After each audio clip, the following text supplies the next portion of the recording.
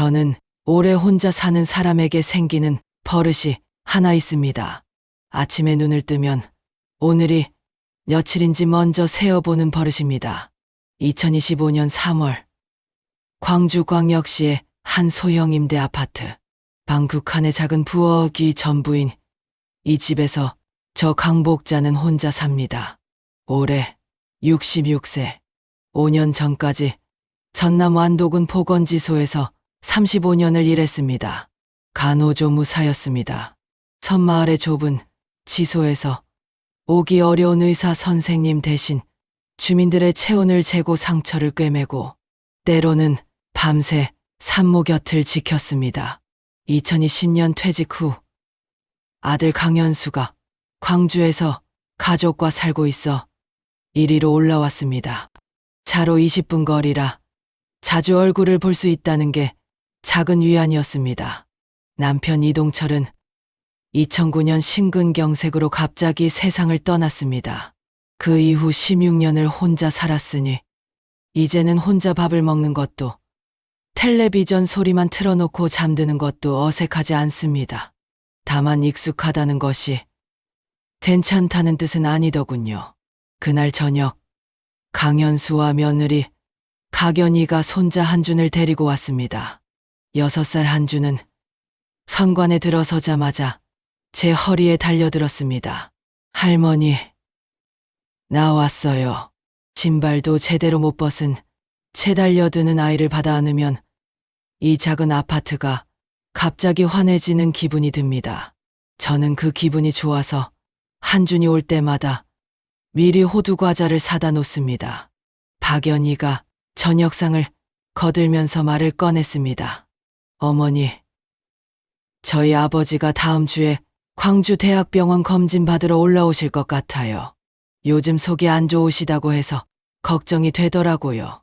조판석, 완도에서 수산물 상회를 운영하시는 박연희의 아버지입니다. 2017년 결혼식 날 처음 뵙고 그 뒤로도 명절에 몇 번 마주쳤지만 길게 대화를 나눠본 적은 없었습니다. 과묵한 분이라는 인상, 그게 전부였습니다. 올해 70세, 완도에서 수산물 상회를 혼자 꾸리며 산다고 들었습니다. 어디가 많이 안 좋으신가요? 정확히는 모르겠어요. 별 말씀을 안 하셔서요. 그냥 피곤하다고만 하시는데 얼굴이 좀 야위어 보이셔서 병원 좀 가보시라고 했더니 그러겠다고 하셨어요. 저는 밥을 퍼 담으면서 속으로 생각했습니다. 70세 남자가 야위고 속이 안 좋다면 단순한 피로가 아닐 수도 있다고.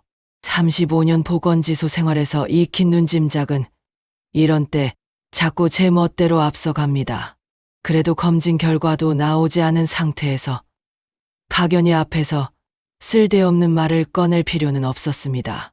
저는 그냥 잘하셨어요. 빨리 보시는 게 좋죠라고만 했습니다. 저녁을 먹고 한준이 소파 위에서 꾸벅꾸벅 졸기 시작했습니다. 강현수가 아이를 번쩍 들어안고 나갈 채비를 했습니다. 박연희가 앞치마를 벗으며 말했습니다. 어머니, 아버지 올라오시면 저희 집에 계실 것 같은데요. 자주 들러주세요.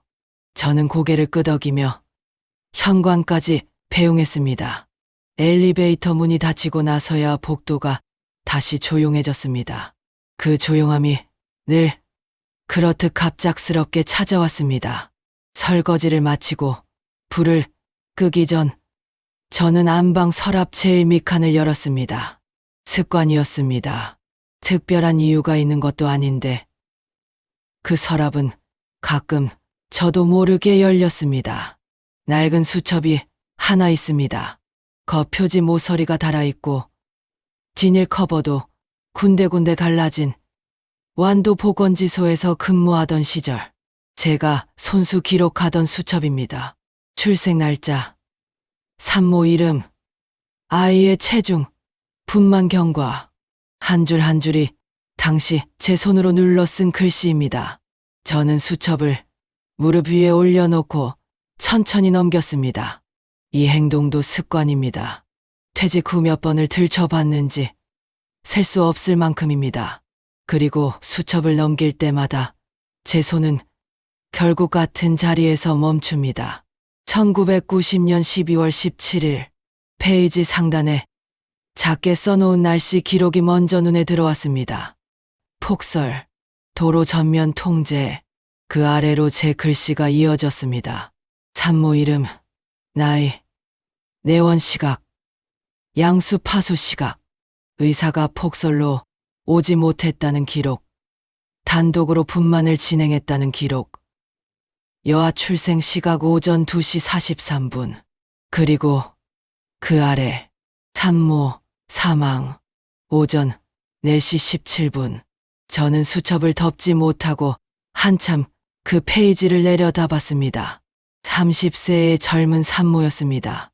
아이를 낳은 지 채 2시간도 안 돼 과다출혈로 세상을 떠났습니다. 제가 할 수 있는 건 다 했지만 의사도 없고 제대로 된 수술실도 없는 보건지소에서 막을 수 있는 출혈이 아니었습니다. 그걸 알면서도 35년이 지난 지금도 그 페이지 앞에 서는 손이 멈춥니다. 페이지 맨 끝에 제가 써놓은 한 줄이 있습니다. 아기는 살았다. 건강한 아이다. 이 아이가 살아서 행복하기를. 그날 새벽 펜을 쥔 손이 떨리면서 눌러 썼던 글씨라 획이 고르지 않습니다. 저는 그 글씨를 손가락으로 한번 훑었습니다. 그 아이가 어디서 어떻게 자랐을지, 지금쯤 잘 살고 있는지, 35년 동안 단 한 번도 머릿속에서 사라진 적이 없는 질문이었습니다. 수첩을 다시 서랍 안에 넣었습니다. 불을 껐습니다. 어두워진 방에 누워 천장을 바라봤습니다. 조판석이 광주에 오면 밥이라도 자주 챙겨드려야겠다고 생각했습니다. 속이 안 좋으신 분이니 죽이나 미음 같은 걸 끓여드리는 게 낫겠다고 생각했습니다. 그것까지 생각하고 나서야 눈이 조금 감겼습니다. 다음 날 아침 조판석이 광주에 도착했다는 연락이 왔습니다. 저는 외투를 걸치고 가방을 들었습니다. 조판석이 광주에 도착한 것은 3월 초, 바람이 아직 차가운 날이었습니다. 박연희가 미리 받은 대학병원 예약은 도착 다음 날로 잡혀 있었고, 조판석은 짐을 풀자마자 소파에 앉아 창밖을 한참 내다봤습니다. 완도에서 광주까지는 버스로 3시간이 넘는 거리입니다. 70세 몸으로 그 길을 혼자 오셨을 텐데 도착하고도 피곤하다는 말 한마디 없었습니다. 저는 그날 오후 늦게 아들 집에 들렀습니다. 부엌에 들어가 냉장고를 열어보니 단찬이 변변치 않았습니다. 강현수는 퇴근 전이었고 박연희는 유치원 수업을 마치고 한준을 데리러 간 참이었습니다. 조판석과 저 둘만 있었습니다. 저는 아무 말 없이 냄비를 꺼내 미역국을 끓이기 시작했고, 조판석은 거실에서 텔레비전도 켜지 않은 채 앉아 있었습니다. 저녁상을 차리고 나서 드세요라고 했더니 조판석이 식탁으로 나왔습니다. 수저를 드는 것도 천천히, 국그릇을 드는 것도 천천히. 식사 내내 말이 없었습니다. 저도 딱히 먼저 말을 꺼내지 않았습니다. 두 사람 다 오래 혼자 살아온 사람 특유의 방식이 몸에 배어 있었습니다. 침묵이 어색하지 않을 만큼 침묵에 익숙한 사람들이었습니다. 다음 날 대학병원 정밀검진 결과가 나왔습니다. 위암 초기 진단이었습니다. 박연희는 담당 의사 선생님 설명을 들으면서 눈물을 참았고, 조판석은 오히려 담담한 표정으로 앉아 있었습니다. 담당 의사는 조기에 발견한 경우라 치료 가능성이 충분하지만 당분간 광주에 머물며 항암 치료를 받아야 한다고 했습니다. 완도 수산물 상회는 직원에게 맡길 수밖에 없었습니다. 집으로 돌아오는 차 안에서 조판석은 창문 쪽으로 고개를 돌린 채 아무 말도 하지 않았습니다. 박연희가 옆에서 아버지 손을 꼭 쥐었습니다. 조판석은 그 손을 뿌리치지 않았지만 그렇다고 마주 쥐지도 않았습니다. 저는 뒷자리에서 그 모습을 보며 생각했습니다. 평생 약한 모습을 보이지 않으려고 살아온 사람이구나, 라고. 그날 이후 저는 매일 아들 집에 들렀습니다. 아침에 죽을 쓰거나 미음을 끓여서 가져갔고, 점심 무렵에는 반찬을 몇 가지 더 만들었습니다. 항암 치료를 시작한 몸은 기름진 음식을 받아들이지 못하는 경우가 많습니다. 35년 보건지소 생활에서 익힌 것들이 이럴 때 쓸모가 있었습니다. 조 판석은 제가 차려드리는 것을 군말 없이 드셨습니다. 맛있다고 하지도 않았고 싫다고 하지도 않았습니다. 그저 조용히 드시고 조용히 수저를 내려놓았습니다. 잘 드셨어요? 예, 감사합니다. 그게 전부였습니다. 저도 더 묻지 않았습니다. 그런데 이상하게 신경이 쓰였습니다. 처음에는 환자를 챙기는 마음이겠거니 했습니다. 오랜 직업병이기도 했습니다. 아픈 사람 곁에 있으면 자연히 그쪽으로 마음이 기울게 됩니다. 그런데 조판석에 대한 신경 쓰임은 그것과 조금 달랐습니다. 딱 집어 말하기 어려운 뭔가를 알고 있어야 하는데 아직 모르고 있는 것 같은 느낌이랄까요. 완도. 저는 그곳에서 35년을 살았습니다. 조판석은 완도 어부였고 1993년에 부산으로 이주했다가 2005년에 다시 완도로 돌아온 분이었습니다. 시기로 따지면 조판석이 완도에 있던 시절과 제가 완도 보건지소에서 일하던 시절이 겹칩니다. 같은 섬에서 살았습니다. 그러나 완도는 작아 보여도 사람이 많은 곳이고 어부와 보건지소 간호조무사가 특별히 엮일 일은 없습니다. 그냥 스쳐 지나친 것뿐이라고 생각했습니다. 어느 날 오후 조판석이 마당 쪽 창가에 서서 바깥을 내다보고 있었습니다. 저는 부엌에서 나오다가 그 옆모습을 잠깐 봤습니다.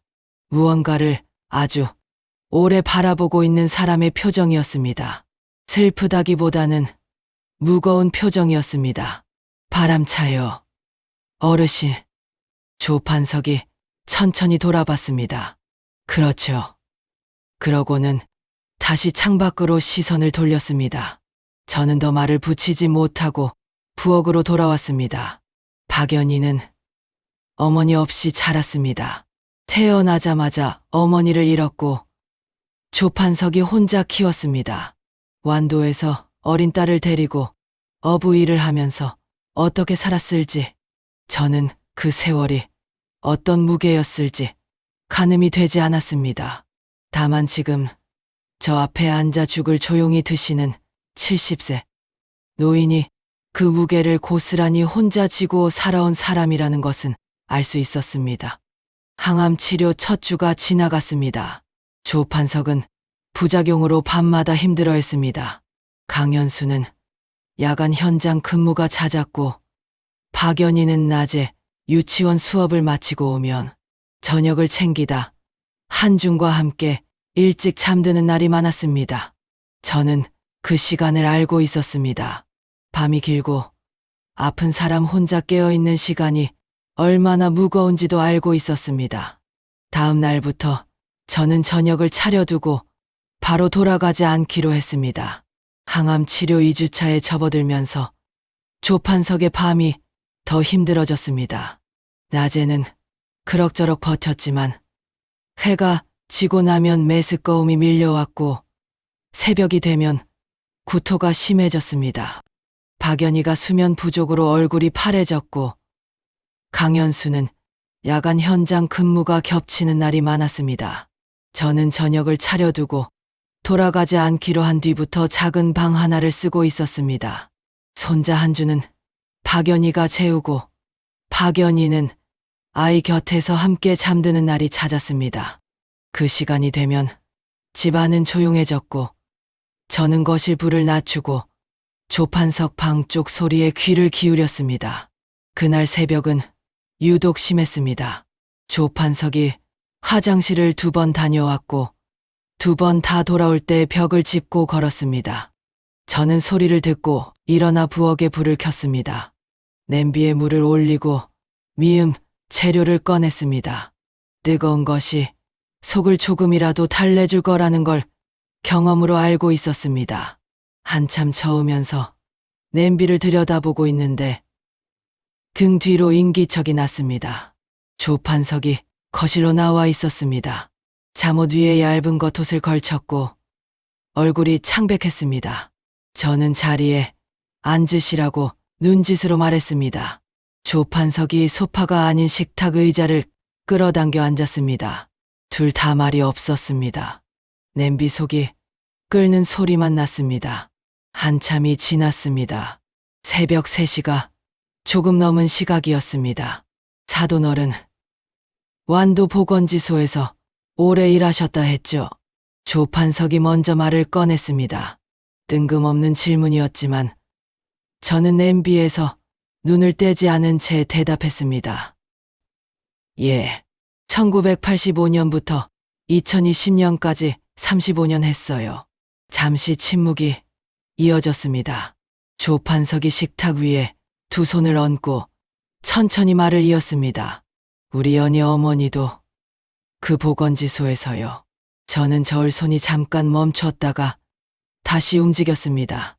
아무 말도 하지 않았습니다. 조판석이 스스로 말을 이어가길 기다렸습니다.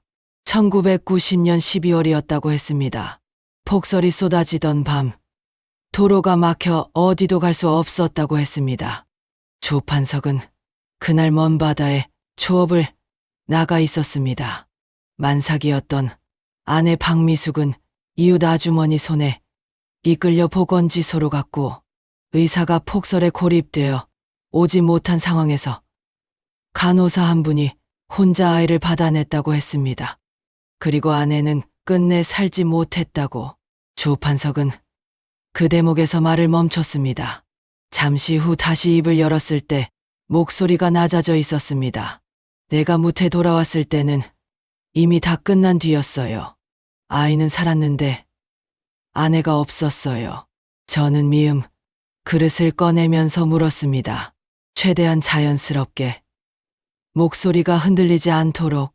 그분이 간호사 성함은 아세요? 몰라요.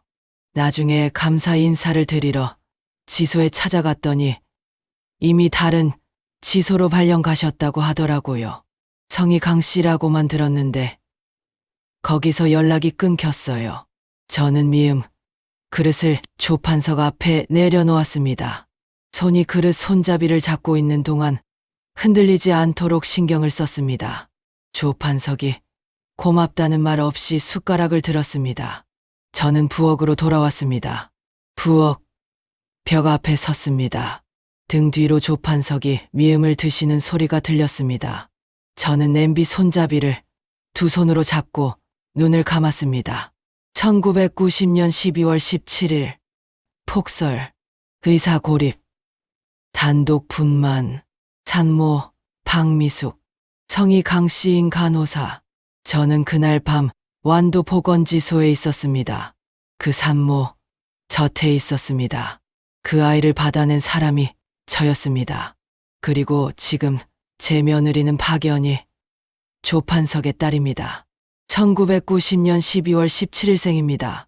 머릿속에서 숫자들이 맞물리기 시작했습니다. 그러나 아직 확인하지 못한 것들이 있었습니다. 산모의 이름, 아이의 출생 시각, 제가 35년 전 수첩에 적어둔 그 기록들, 서랍 안에 낡은 수첩이 있었습니다. 광주 아파트, 안방 서랍 제일 밑칸. 저는 그날 밤 조판석이 방으로 돌아갈 때까지 기다렸다가 조용히 외투를 챙겨 들었습니다. 아들 집에서 나온 것은 새벽 4시가 조금 못된 시각이었습니다. 3월의 광주 새벽바람은 아직 겨울 냄새가 났습니다. 걸어서 20분 거리를 저는 평소보다 천천히 걸었습니다.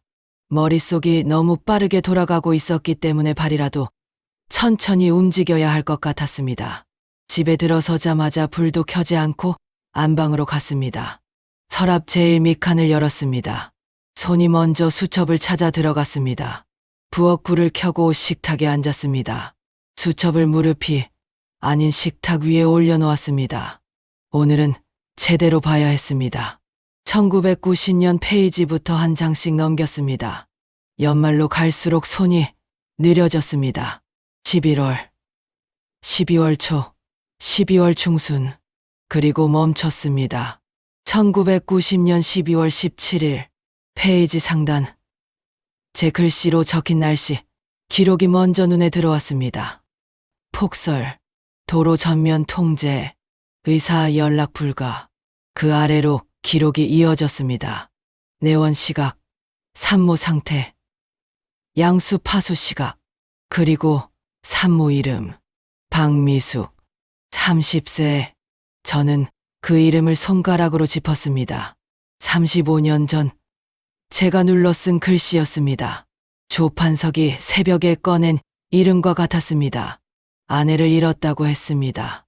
보건지소에서 폭설이 내리던 밤에 기록을 계속 읽었습니다. 단독 분만 진행, 여아 출생, 오전 2시 43분, 체중 2.9kg, 건강 상태 양호, 그리고 그 아래 산모 다량 출혈, 응급 처치, 시행, 박미숙, 오전 4시 17분 사망. 저는 그 줄에서 오래 멈췄습니다. 오전 4시 17분이라는 숫자는 35년이 지나도 흐릿해지지 않았습니다. 그날 새벽, 저는 그 시각을 보고 손에 쥐고 있던 펜을 내려놓았습니다. 더 이상 할 수 있는 것이 없다는 것을 알면서도 한참을 그 자리에 서 있었습니다. 의사가 있었다면 달랐을까? 수술실이 있었다면 막을 수 있었을까? 그 질문은 그날 이후 한 번도 완전히 사라진 적이 없었습니다. 페이지 맨 끝에 적힌 한 줄로 시선이 내려갔습니다. 아기는 살았다. 건강한 아이다. 이 아이가 살아서 행복하기를. 제가 쓴 글씨였지만 읽을 때마다 낯선 감각이 들었습니다. 그날 새벽 저는 아이를 품에 안고 한참을 서 있었습니다. 산모를 살리지 못했다는 사실이 너무 무거워서 아이가 살아있다는 것 하나를 붙들고 간신히 버텼던 시간이었습니다. 그 한 줄은 그 시간의 흔적이었습니다. 저는 수첩을 덮지 못하고 식탁에 앉아 날이 밝는 것을 기다렸습니다. 오전 7시가 넘어서 박연희에게 연락이 왔습니다.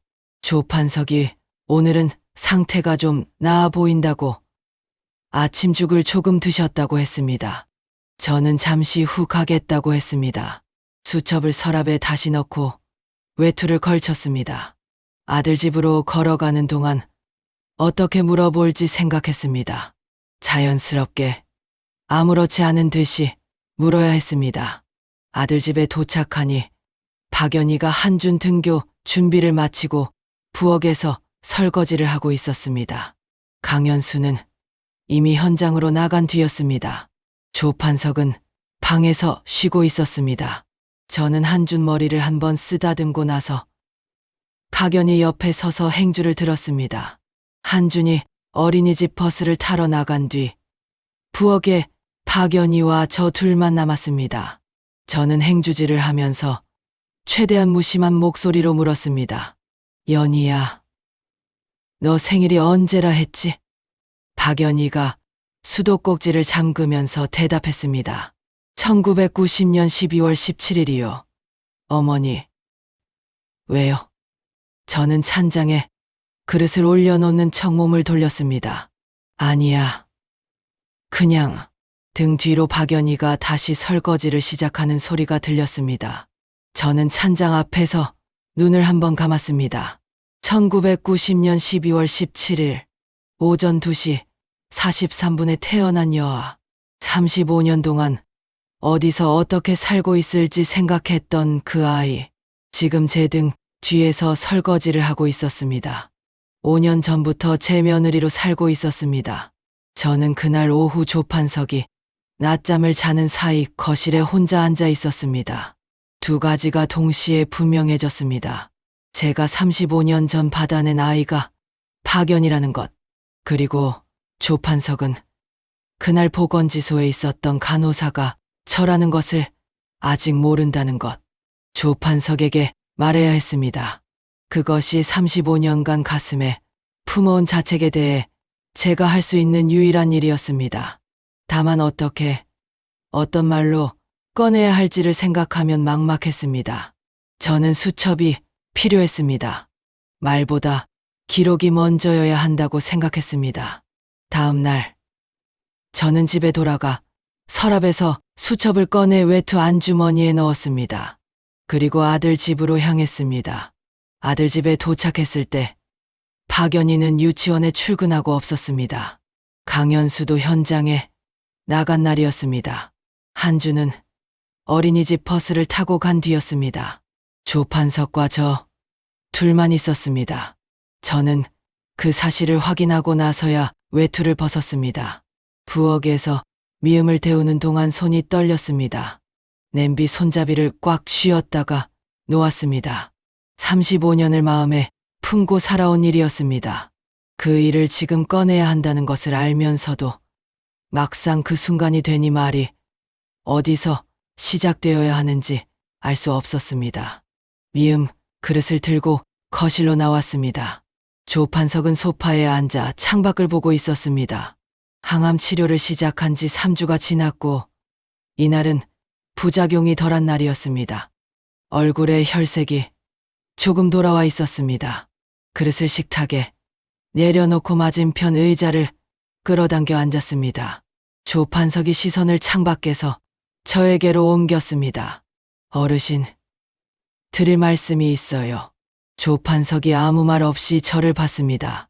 저는 외투 안주머니에서 수첩을 꺼냈습니다. 겉표지가 닳고 모서리가 해진 낡은 수첩이었습니다. 식탁 위에 올려놓되 아직 펼치지 않았습니다. 제가 완도 보건지소에서 35년을 일했다고 했죠. 1985년부터 2020년까지요. 그 기간에 제가 손으로 직접 기록한 수첩입니다. 산모 이름, 분만 날짜, 아이 상태, 전부 여기 적혀 있어요. 조판석의 눈이 수첩으로 내려갔습니다. 저는 1990년 12월 페이지를 펼쳐 조판석 앞으로 돌려놓았습니다. 1990년 12월 17일 기록입니다. 조판석이 몸을 앞으로 기울였습니다. 손을 뻗어 수첩을 집어들었습니다. 첫 줄을 읽는 순간 손이 멈추는 것이 보였습니다. 폭설, 도로 전면 통제, 의사 연락 불가. 그 아래로 산모 이름이 적혀 있었습니다. 박미숙, 30세. 조판석이 수첩을 쥔 손에 힘이 들어갔습니다. 계속 읽었습니다. 분만 진행 기록. 여아 출생 시각 오전 2시 43분. 그리고 산모 사망 시각 오전 4시 17분. 긴 침묵이 이어졌습니다. 조판석이 수첩에서 눈을 들지 않았습니다. 저는 기다렸습니다. 제가 그날 밤 보건지소에 있었어요. 그 산모 곁에 있었던 사람이 저입니다. 조판석이 천천히 고개를 들었습니다. 저를 봤습니다. 아무 말도 하지 않았습니다. 눈이 흔들렸습니다. 35년을 찾았다고 하셨잖아요. 성이 강씨인 간호사. 그게 저예요. 조판석의 입이 열렸다가 닫혔습니다. 손에 들린 수첩이 미세하게 떨렸습니다. 저는 말을 계속했습니다. 멈추면 끝까지 못할 것 같았습니다. 저도 35년을 마음에 담고 살았어요. 그날 밤 살려낸 아이가 어디서 어떻게 살고 있는지, 잘 크고 있는지, 그게 한 번도 머릿속에서 사라지지 않았어요. 조판석이 수첩 마지막 줄로 시선을 내렸습니다. 제가 35년 전 써놓은 한 줄. 아기는 살았다. 건강한 아이다. 이 아이가 살아서 행복하기를. 눈물이 조판석의 볼을 타고 내렸습니다. 소리가 없었습니다. 그냥 흘렀습니다. 어르신, 저는 잠깐 멈췄다가 말했습니다. 그날 밤 태어난 그 아이가 지금 우리 며느리예요. 박연희가 그 아이입니다. 조판석이 고개를 들었습니다. 저를 봤습니다. 방금 들은 말이 무슨 뜻인지 이해하려는 듯 몇 초 동안 아무 표정도 없었습니다. 그러다 입술이 움직였지만 소리가 나오지 않았습니다.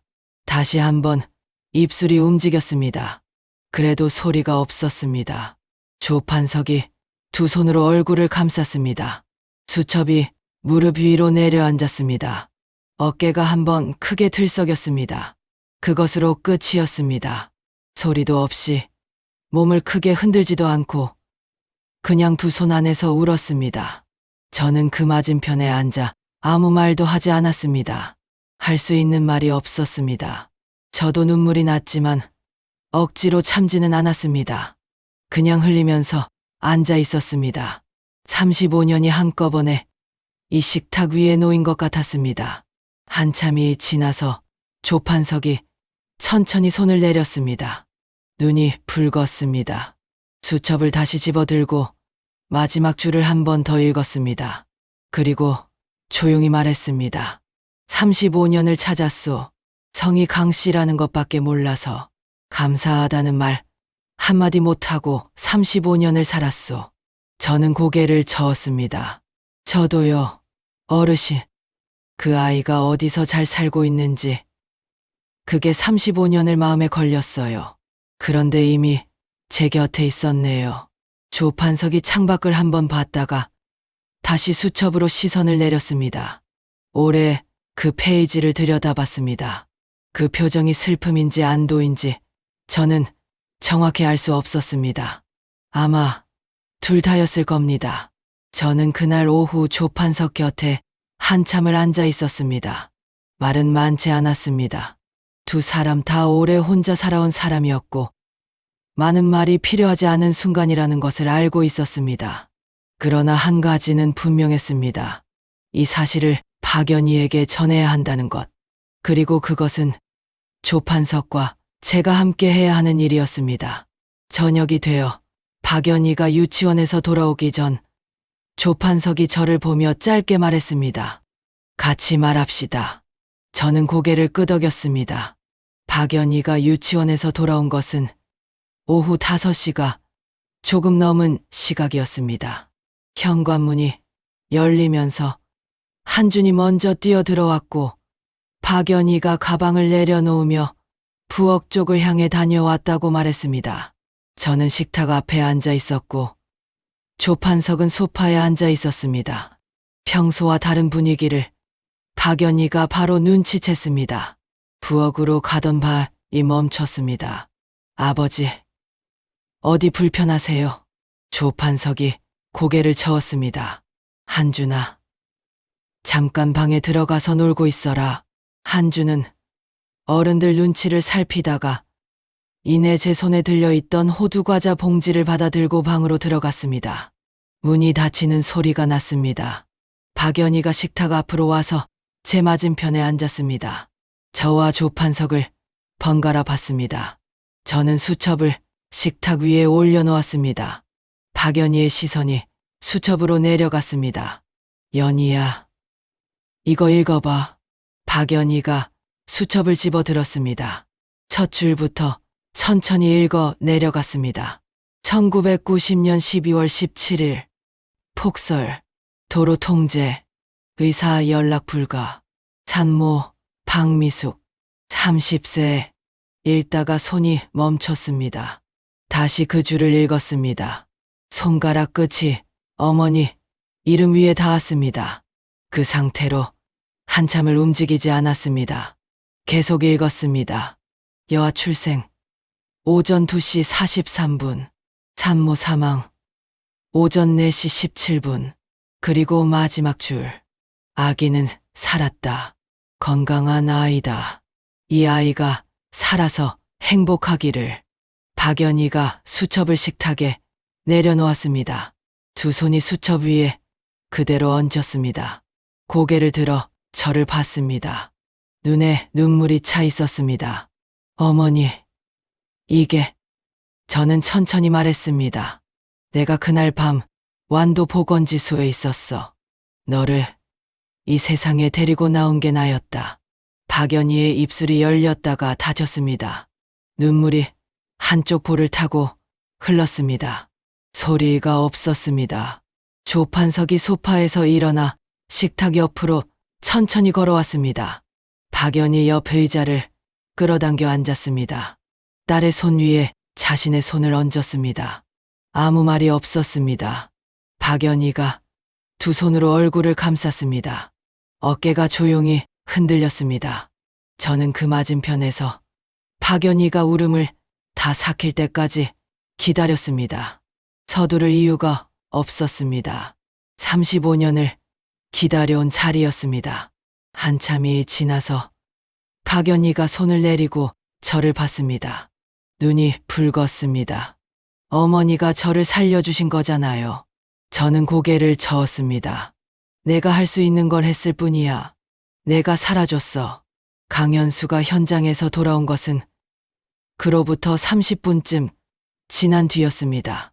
현관에서 작업복을 갈아입고 나오다가 식탁 앞에 앉은 세 사람을 봤습니다. 박연희의 눈이 충혈된 것도, 조판석이 딸 손을 잡고 있는 것도 한눈에 들어왔을 겁니다. 강현수가 조용히 의자를 당겨 앉았습니다. 저는 수첩을 아들 앞으로 밀었습니다. 강현수가 읽었습니다. 읽는 내내 아무 말이 없었습니다. 다 읽고 나서도 잠시 수첩을 내려다봤습니다. 그리고 아내를 봤습니다. 나 그동안 많이 무심했지. 내가 어머니 없이 자란 거 알면서도 그 이야기 한 번을 제대로 안 했어. 미안해. 박연희가 고개를 저었습니다. 괜찮아. 나 이제 어머니 있잖아. 강현수가 눈을 한번 감았다가 떴습니다. 눈가가 붉어져 있었습니다. 저는 그 모습을 보면서 생각했습니다. 말이 서툰 사람이 겨우 꺼낸 한마디가 이렇게 단단하게 박힐 수 있구나라고. 저녁을 차리는 동안 식탁에는 말이 별로 없었습니다. 그러나 아까와는 다른 침묵이었습니다. 무거운 침묵이 아니었습니다. 각자 자기 안에서 무언가를 가라앉히고 있는 시간이었습니다. 한준이 방에서 나와 할아버지 조판석 옆에 바짝 붙어 앉았습니다. 조판석이 한준의 머리에 손을 얹었습니다. 한준은 그 손이 익숙한 듯 꼼짝도 하지 않았습니다. 저는 국을 퍼담으면서 이 식탁을 바라봤습니다. 35년 전 제가 수첩에 써놓은 한 줄이 있었습니다. 이 아이가 살아서 행복하기를. 그날 새벽 손이 떨리면서 눌러 쓴 글씨였습니다. 그 아이가 지금 이 식탁 앞에 앉아 있었습니다. 눈이 아직 붉었지만 밥을 먹으라는 한준의 말에 웃으면서 숟가락을 들었습니다. 저는 그것으로 충분하다고 생각했습니다. 식사가 끝나고 설거지를 마쳤습니다. 조판석이 방으로 들어갔고 강현수가 한준을 씻겼습니다. 박연희가 부엌에서 저와 나란히 서서 행주로 식탁을 닦으면서 조용히 말했습니다. 어머니, 35년 동안 마음이 많이 무거우셨겠어요. 저는 행주를 개면서 잠깐 생각했습니다. 이제 좀 가볍네. 그것이 그날 밤 박연희와 제가 나눈 마지막 말이었습니다.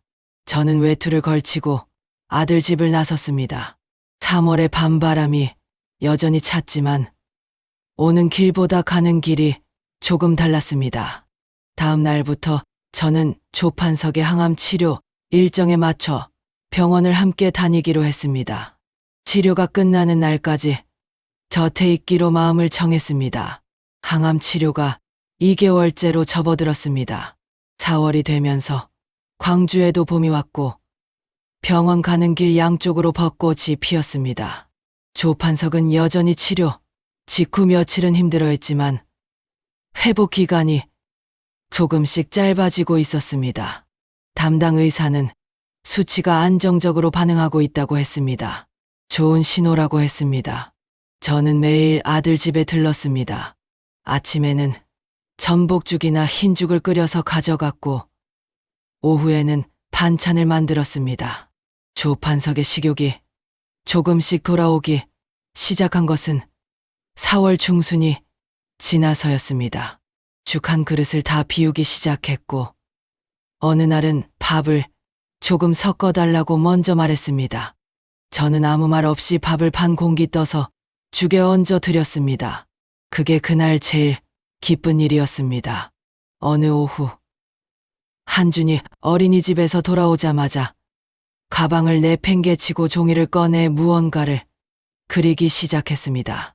혀를 내밀고 크레파스를 꾹꾹 누르면서 공들이는 눈치였습니다. 한참 뒤 완성된 종이를 들고 조판석 앞으로 달려갔습니다. 완도 할아버지, 이거 물고기예요. 빨리 낳으세요. 파란 바탕에 주황색 물고기 2마리가 그려진 종이었습니다. 꼬리 모양이 한쪽은 크고 한쪽은 작았습니다. 조판석이 그 종이를 받아 들고 한참 들여다봤습니다. 그러다 입꼬리가 올라갔습니다. 조판석이 웃는 것을 제대로 본 것은 아들 집에 드나들기 시작한 이후 처음이었습니다. 이게 할아버지야. 이게 나야. 한준이 물고기 2마리를 각각 가리키며 설명했습니다. 조판석이 고개를 끄덕이면서 한준의 머리를 한번 쓰다듬었습니다. 저는 부엌에서 그 모습을 보면서 손에 들고 있던 국자를 잠시 내려놓았습니다. 그날 저녁 설거지를 마치고 나오는데 조판석이 거실에서 저를 불렀습니다. 먼저 말을 거는 일이 드문 분이었습니다. 저는 행주를 개면서 소파 옆 의자에 앉았습니다. 나는 평생 연희한테 미안했소. 그날 내가 옆에 있었더라면, 먼 바다에 나가 있지 않았더라면. 저는 조판석을 봤습니다. 창밖을 향한 옆 얼굴이었습니다. 70세 노인의 얼굴에 35년 된 죄책감이 그대로 남아 있었습니다. 어르신이 못 지킨 게 아니에요. 그건 아무도 어쩔 수 없는 일이었어요. 조판석이 고개를 돌려 저를 봤습니다. 저도 35년을 그렇게 살았거든요. 더 잘했더라면, 의사가 있었더라면. 그런데 이제는 알아요. 우리가 할 수 있는 건 다 했어요. 그리고 아이는 살았어요. 조판석이 아무 말도 하지 않았습니다. 그냥 저를 보다가 다시 창밖으로 시선을 돌렸습니다. 그 침묵이 부정도 긍정도 아닌 오래된 것을 조금 내려놓는 시간처럼 느껴졌습니다. 저는 더 말을 보태지 않았습니다.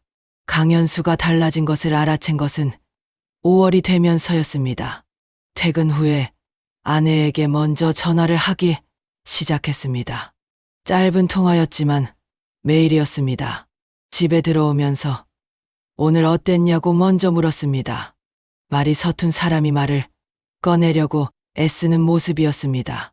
박연희가 처음에는 낯선 듯 웃으면서 받아 넘기더니 어느 날부터는 자연스럽게 그 시간을 기다리는 것 같았습니다.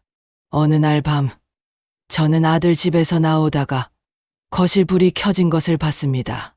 건물 밖에서 올려다보니 강현수와 박연희가 나란히 소파에 앉아 이야기를 나누고 있었습니다. 한주는 이미 자는 시각이었고 조판석도 방에 들어간 뒤였습니다. 두 사람만 남아 오래 이야기하는 모습이었습니다. 저는 그 불빛을 잠깐 올려다봤다가 걷기 시작했습니다. 발걸음이 가벼웠습니다. 6월이 지나고 7월이 되었습니다. 조판석의 중간 검사 결과가 나왔습니다. 종양 크기가 줄었고 수치가 처음보다 눈에 띄게 개선됐습니다. 담당 의사는 치료 반응이 좋다고 했습니다.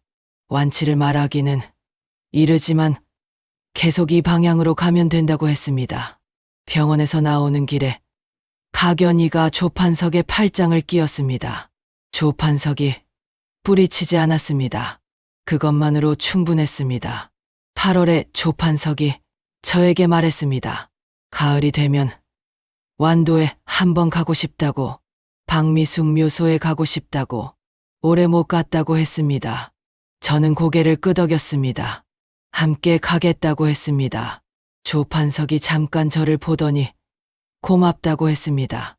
짧은 한마디였지만 그 안에 많은 것이 들어 있었습니다.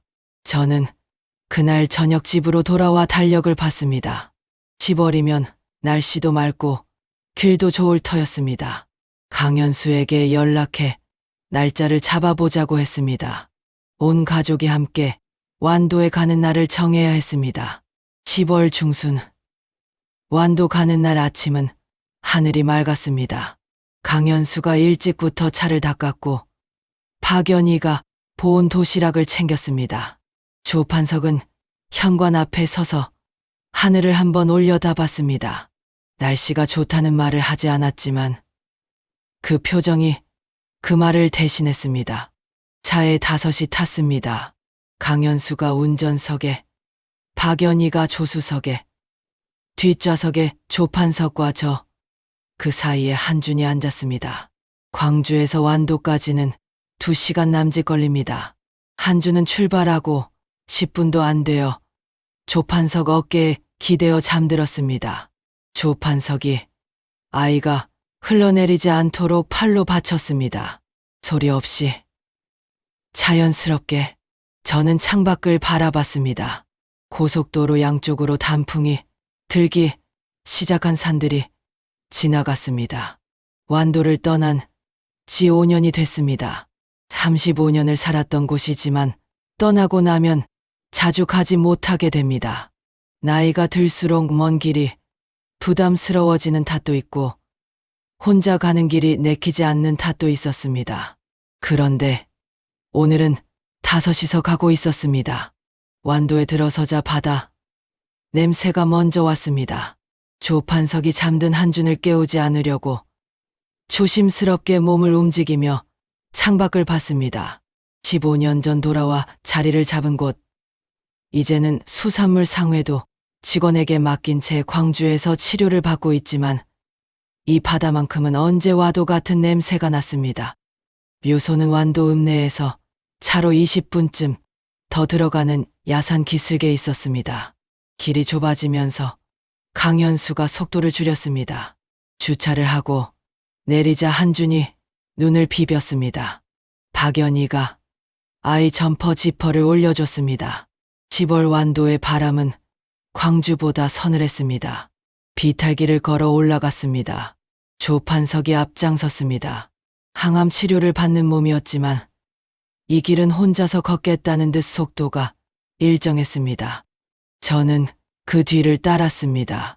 박연희가 한준 손을 잡고 걸었고 강현수가 맨 뒤에서 따라왔습니다. 묘소 앞에 섰습니다. 비석에 박미숙이라는 이름이 새겨져 있었습니다. 1960년생, 1990년 12월 17일 사망.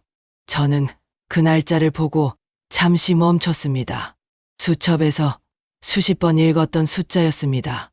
비석에 새겨진 것을 이렇게 눈으로 보는 것은 처음이었습니다. 조판석이 비석 앞에 천천히 무릎을 꿇었습니다. 가져온 국화를 내려놓고 한동안 아무 말도 하지 않았습니다. 박연희가 아버지 옆에 함께 무릎을 꿇고 앉아 비석 위를 손으로 천천히 쓸었습니다. 저는 조금 떨어진 자리에서 있다가 천천히 앞으로 나갔습니다. 비석 앞에 무릎을 꿇었습니다. 10월 땅이 차가웠습니다. 미숙 씨, 저 강복자예요. 그날 밤 보건지소에 있었던 간호사입니다. 당신이 낳아준 아이, 이렇게 건강하게 잘 컸어요. 이렇게 좋은 사람이랑 결혼해서 이렇게 예쁜 아들까지 낳았어요. 제가 35년 전에 수첩에 써놓은 게 있었어요. 이 아이가 살아서 행복하기를 이라고 약속 지켰어요. 목소리가 끝까지 고르지는 않았습니다. 그래도 다 말했습니다. 35년 동안 하지 못했던 말이었습니다. 조판석이 무릎을 꿇은 채 비석을 향해 오래 앉아 있었습니다. 박연희가 어머니 이름이 새겨진 비석면을 손바닥으로 짚었습니다. 눈물이 흘렀지만 닦지 않았습니다. 한준이 박연희 소매를 잡아당겼습니다. 엄마, 여기 누가 있어요? 응. 우리 한준이 모르는 할머니야. 하늘나라에 사시는. 할머니한테 인사해야 해요. 응. 해. 한준이 비석 앞에 서서 허리를 꾸벅 숙였습니다. 그것으로 끝이었습니다. 아무것도 모르는 아이의 인사였지만 그 자리에 있던 어른들은 아무도 말을 잇지 못했습니다. 강현수가 고개를 숙인 채 눈가를 손등으로 닦았습니다. 내려오는 길에 한준이 강현수 손을 잡고 앞서 걸었습니다. 조판석과 박연희가 나란히 걸었습니다. 저는 그 뒤를 따르면서 그 모습을 봤습니다. 조판석이 딸의 어깨에 손을 얹었습니다. 박연희가 아버지 허리 쪽으로 팔을 둘렀습니다. 두 사람이 그 상태로 천천히 걸었습니다. 말이 없었습니다. 말이 필요 없는 걸음이었습니다. 완도 읍내에서 저녁을 먹었습니다. 조판석이 익숙한 식당을 안내했습니다. 완도 전복 뚝배기와 생선구이가 나왔습니다. 한준이 전복을 처음 먹어본다며 신기한 얼굴로 들여다봤고 조판석이 먹는 법을 알려줬습니다. 한준이 한 입 먹더니 맛있다고 했습니다. 그 말에 식탁이 조금 환해졌습니다. 광주로 돌아오는 차 안 어두워진 도로를 강현수가 달렸습니다. 한준은 다시 조판석 어깨에 기대어 잠들었습니다. 박연희가 음악을 낮게 틀었습니다. 조판석이 창밖을 보다가 눈을 감았습니다. 잠이 든 건지 그냥 눈을 감은 건지 알 수 없었습니다. 얼굴이 편안해 보였습니다. 저는 차창에 기대어 흘러가는 어두운 길을 바라봤습니다. 35년 전 폭설이 쏟아지던 밤, 저는 혼자 보건지소를 지키고 있었습니다. 의사도 없고 제대로 된 장비도 없고 연락도 닿지 않는 상황에서 할 수 있는 것을 했습니다. 산모를 살리지 못했습니다. 그것은 지금도 변하지 않는 사실이고 앞으로도 변하지 않을 겁니다. 그러나 아이는 살았습니다. 그 아이가 지금 제 앞자리에 앉아 낮게 흘러나오는 음악에 맞춰 손가락을 까딱이고 있었습니다. 저는 오래 마음속에 품어왔던 질문이 이제 더 이상 무겁지 않다는 것을 느꼈습니다. 질문이 사라진 게 아니었습니다. 답을 받았기 때문이었습니다. 35년 전 폭설 속에서 제 손으로 받아낸 그 아이가 제 곁에 며느리로 와 있었습니다. 저는 그걸 이제야 알았습니다. 늦었지만 괜찮았습니다. 우리에겐 아직 봄이 남아 있었고 그것으로 충분했습니다.